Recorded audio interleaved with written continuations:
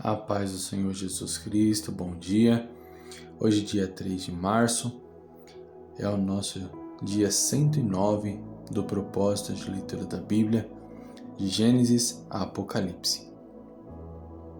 Nesse dia de hoje, a leitura se passa pelo segundo livro dos Reis, dos capítulos 17 ao 19. Como de costume, nós vamos ler um texto que está dentro dessa leitura diária e ao final da nossa reflexão sobre esse texto, eu quero orar pela sua vida. Então, sem mais enrolação, abra sua Bíblia comigo no segundo livro dos Reis, capítulo 17, versículo 18. Enquanto você procura, eu quero lembrar que hoje é o 6º dia dessa campanha, desse propósito de 30 dias em busca do Espírito Santo. Eu creio que através desse propósito, vidas serão transformadas, pessoas vão receber algo novo da parte de Deus, pessoas que estão verdadeiramente dedicadas vão receber o batismo com o Espírito Santo, derramamento de dons e a transformação, que a palavra de Deus nos diz que quando o Espírito de Deus vinha sobre os homens escolhidos por Deus para dirigir o povo, ele trazia também uma característica em prol daquela pessoa, para que aquela pessoa estivesse capacitada para exercer o seu chamado. Então eu tenho certeza absoluta que nesse propósito de busca pelo Espírito Santo durante 30 dias, Deus vai derramar sobre nós uma nova unção, trazendo uma capacitação especial, algo que talvez faltasse para alcançar o cumprimento da promessa e do ministério. Amém? Vamos ler o texto? O texto diz o seguinte, segundo o livro dos Reis, capítulo 17, versículo 18. Então Yahvé irritou-se sobremaneira contra Israel e os expulsou de sua presença, restando apenas a tribo de Judá. Nem mesmo Judá havia preservado os mandamentos de Yahvé, seu Deus, mas seguiu os costumes pagãos que Israel vinha praticando. Amém? Esse texto ele nos diz sobre um período da história a qual a Assíria invade, ataca Israel e leva Israel cativa. Porém, nós vemos dentro desse relato um comentário muito importante, que somente restou Judá. E a tribo de Judá também seguiu as mesmas atitudes, os mesmos costumes pagãos que Israel vinha praticando. E o porquê isso é tão relevante? Primeiro, porque Judá era o lugar onde foi construído o templo para que a presença de Deus estivesse no meio do povo. Então, dentro do território de Judá, era o local onde todos estavam acostumados a adorar a Deus. Inclusive, o paganismo veio sobre Israel porque o rei que estava governando lá ficou com medo do povo querer abandoná-lo, porque eles subiam até Judá, até Jerusalém, para adorar a Deus. Então ele começou a construir altares pagãos em Israel. Mas fato é que a tribo de Judá recebeu uma promessa da parte de Deus, a qual o nome de Davi não se apartaria do seu trono.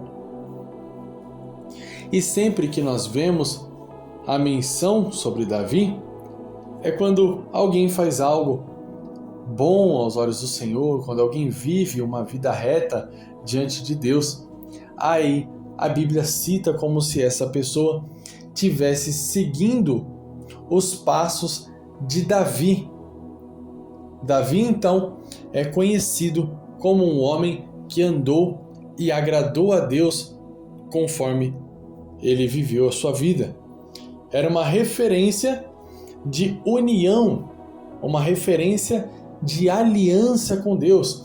e o seu nome estava cravado sobre o trono de Judá para sempre, segundo a promessa de Deus. Ou seja, a tribo de Judá foi chamada para carregar o nome de Davi no seu trono, e Davi era sinônimo de intimidade e de obediência a Deus, ou seja, alguém que vive agradando a Deus. Logo, a tribo de Judá foi chamada para ser referência espiritual ao lado de Israel. Mas, no decorrer do tempo, nós vemos que a referência espiritual deixou de ser Judá e começou a ser Israel. Então, Israel, que vivia o paganismo, não se converteu aos costumes de Judá, mas se afundou cada vez mais nos costumes pagãos dos povos que Deus retirou da terra onde eles habitavam. E Judá começou a se corromper segundo os costumes de Israel, que já estava, por sua vez, corrompido segundo o costume dos povos que viviam na terra em que eles habitavam. Mas o que isso traz de relevante para a nossa vida? Isso traz de relevante para a nossa vida um ensinamento muito profundo. Nós somos chamados por Deus para ser uma referência espiritual.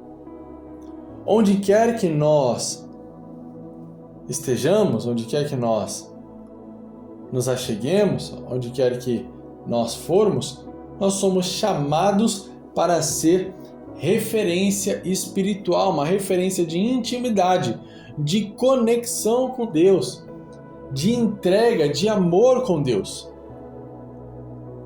Porém, nós temos que tomar muito cuidado, porque muitas vezes pessoas que vêm do mesmo lugar que nós viemos, pessoas que são até mesmo do mesmo sangue que a gente, da mesma família, não têm a mesma vida no altar, o mesmo desejo de ser uma referência espiritual, não tem o mesmo objetivo que nós temos. O ambiente a qual nós vamos viver é um ambiente a qual é corrompido. Os povos que habitam ao nosso redor, as pessoas que vivem ao nosso redor, são idólatras, pagãos, pessoas que servem a deuses estranhos, e nós somos chamados para ser referência espiritual na vida dessas pessoas pelo testemunho. Porém, quando nós deixamos de nos posicionar e de fazer aquilo que Deus nos chamou para fazer, nós deixamos de ser uma referência espiritual e começamos a tomar a atitude dessas pessoas e a história de vida delas como referência espiritual para nós. Mas por que isso acontece? Porque aquele que não consegue influenciar, automaticamente se torna alguém influenciável. Então, se eu não consigo gerar um posicionamento de referência, automaticamente eu começo a analisar a vida das outras pessoas como uma referência a ser seguida. Não existe um meio termo.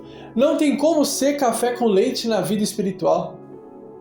Não tem como olhar e dizer, olha, eu não vou ser referência para essa pessoa, mas eu vou conviver ao lado dela e não vou me deixar levar pelas suas atitudes.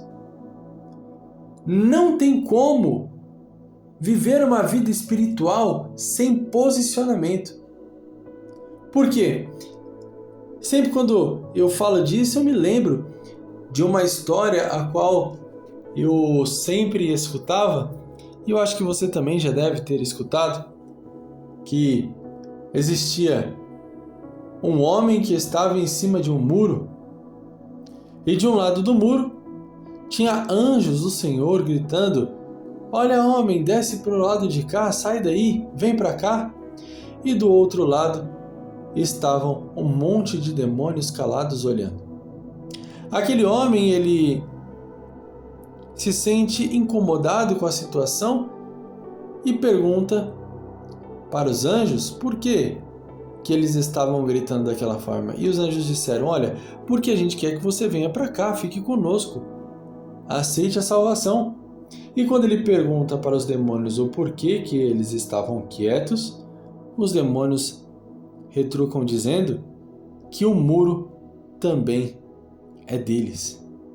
Então, eu já cheguei a falar isso nesses devocionais, mas é sempre bom reforçar quando o Senhor nos manda. A falta de resposta, a falta de posicionamento, a falta de atitude também é uma decisão. Também é uma atitude tomada. Porque você escolheu não agir, escolheu não falar, escolheu não se posicionar. E aquele que escolhe não agir, não falar e não se posicionar é alguém que escolheu estar do lado errado. Deus nos chamou para representá-lo, custe o que custar. E se você, em uma roda de amigos, ou na onde você trabalha, ou então na escola, na faculdade, no transporte público, começa a ouvir histórias e conversas e as pessoas te chamam para poder conversar coisas que não agradam ao Senhor, e você diz: eu vou dar um sorriso amarelo aqui, ouvir o que eles têm para dizer e vou embora. Você tem escolhido se omitir. Você escolheu se manter calado. E a tua escolha te leva para o lado deles. Porque aquele que não aceita esse tipo de conversa, não conversa com quem só tem isso para falar. Aquele que não aceita o modo de vida pagão, não deixa de se posicionar de uma forma espiritual. Então, a palavra que Deus colocou no meu coração nesse dia de hoje para entregar para você é que é necessário abrir o olho e vigiar e entender o que está acontecendo, para não se deixar levar e não deixar de exercer o ministério a qual Deus colocou em suas mãos. Não estou dizendo que você não vai passar dificuldade, que você não vai ter problemas. Vai sim, não vou mentir, você vai. Mas ainda assim, no meio desses problemas e dessas dificuldades, a sua maior missão é representar o nome de Cristo. Amém? Eu quero orar pela sua vida, coloque a sua mão sobre o seu coração. Vamos orar. Deus, em nome de Jesus, derrama, Pai, o teu poder, a tua graça, o teu Espírito Santo sobre a vida dos teus filhos e filhas. Pai, eu te peço, Deus, derrama um renovo espiritual sobre a vida deles. Enche eles, Pai, com o teu poder e com a tua graça. Derrama o teu Espírito Santo, fortalece. Que o Senhor, meu Deus, Pai, venha tomar em tuas mãos as nossas vidas. Toma em tuas mãos, Pai, os nossos ministérios. Que o Senhor venha entrar, Pai, com proteção divina sobre nós. Que o Senhor nos fortaleça, nos guarde, nos livre de todo mal. Eu te peço, Deus, envia o teu Espírito Santo sobre nós, derramando sobre nós uma unção diferente, uma unção especial, para que a gente possa receber mais da parte do Senhor. Eu te peço, Deus, para que também o Senhor possa olhar para cada um de nós de uma forma diferente. Que o Senhor venha olhar para nós como alguém que verdadeiramente quer mudança da parte do Senhor. Para que o Senhor venha nos guardar, nos livrar, nos encher com o Teu poder e com a Tua graça, que o Teu favor esteja sobre a nossa vida, que o Senhor possa guiar os nossos caminhos, que o Teu Espírito Santo venha falar conosco no interior do nosso coração, para que a gente possa seguir essa orientação e contemplar a Tua promessa de salvação. Em nome de Jesus, toma em Tuas mãos, Pai, a vida dos iranianos, toma em Tuas mãos a vida dos israelenses, toma em Tuas mãos a vida dos norte-americanos. Livra, Pai, as pessoas inocentes que estão sofrendo com essa guerra. Que o Senhor os proteja, os guarde, que o Senhor se manifeste em favor de Israel.